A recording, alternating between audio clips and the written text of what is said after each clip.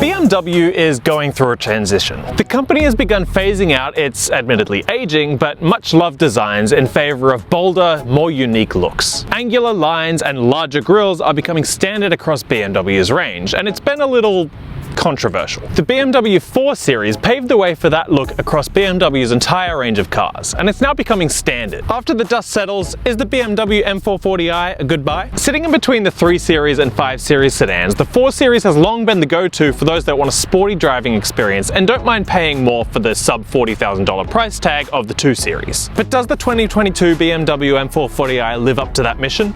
I've been driving it for a while now to find out. Please hit the like button and subscribe to this video if it was helpful to you. It really helps support my work, and I would appreciate that support.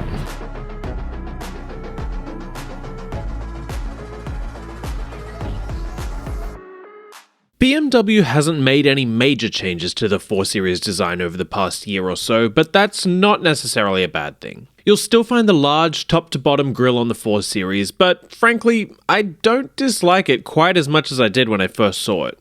You may disagree, but after all, design is subjective. On the front, that grille is flanked by 2 side grills and a pair of slim, mean-looking laser headlights with black housings for a cleaner look. The sculpted hood makes the front even more stylish and sporty too.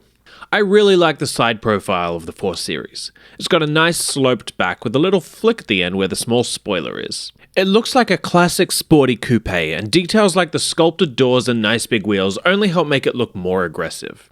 The model I'm reviewing has 19-inch M double-spoke wheels, which look great. The inside of the BMW M440i is pretty unchanged too, though there are a few tweaks.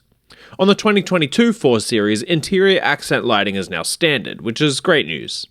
Our model has the premium package, which means you'll get things like a heads-up display, infotainment gesture controls, and more.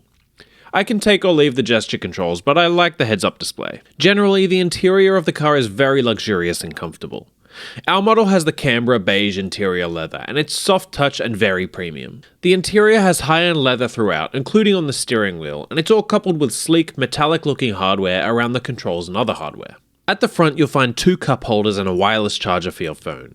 I would have liked another small storage spot or 2 for things like keys and a wallet, though there is some storage in the door, which helps. Now, this is far from a family car, and as such, the rear seats are a little tight. Now, as you can see, I can still sit back here perfectly fine, but not with a ton of room to move. It's fine for shorter trips, but don't buy this coupe as a family car. Thankfully, BMW makes it pretty easy to access the rear seats, with a handle on the back of the driver and passenger seats. When pulled, the seat will slide and angle forward, and then move back in position when pulled back. The car also offers 3 climate control zones, so rear passengers can control their own climate. That said, there is a solid amount of space in the trunk for a car of this size.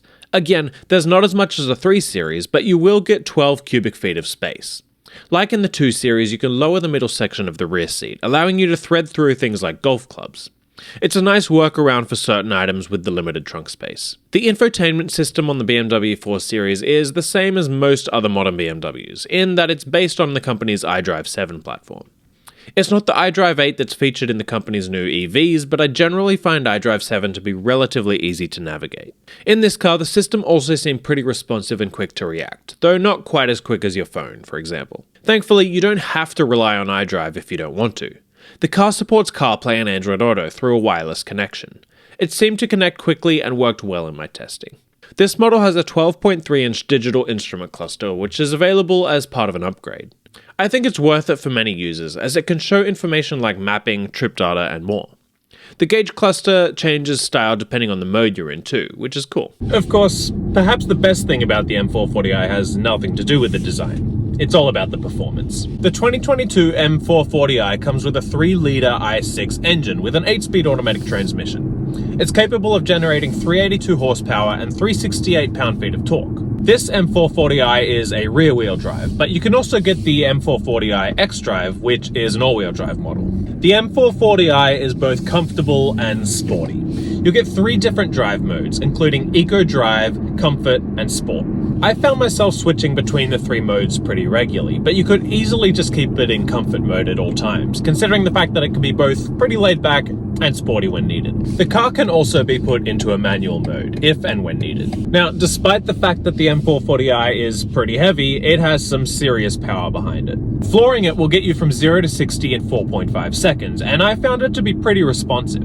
That responsive feel is aided by a relatively firm suspension, which I quite liked. Now, slightly less responsive is the steering. The steering wasn't necessarily unresponsive, but I did find it to be a little mushy at times, and not quite as accurate as I would have liked. Engaging the sports steering does help a little, but not a ton. You'll get used to the feel pretty quickly, and once you do, it's pretty easy to overlook. The M440i also comes with a few driver assist features that can help you in your day-to-day driving. There's a rear backup camera, however there's no 360-degree camera view, only a sensor-based one. I definitely miss the lack of a 360-degree camera view when I don't have one. The car also offers a lane keeping assistant and an adaptive cruise control, and as such, on the highway it can feel almost self-driving. Those features are pretty standard nowadays, but still nice to see. The 2022 BMW M440i is an excellent performing car that's both luxurious and sporty. Whether or not you want it may come down to how you feel about the design, but as someone who's gotten used to it and doesn't really mind it, I don't mind recommending this car to prospective buyers. It's also worth considering the AMG C43 or the Audi S5, but if you don't mind the design of the M440i, I think it's the way to go.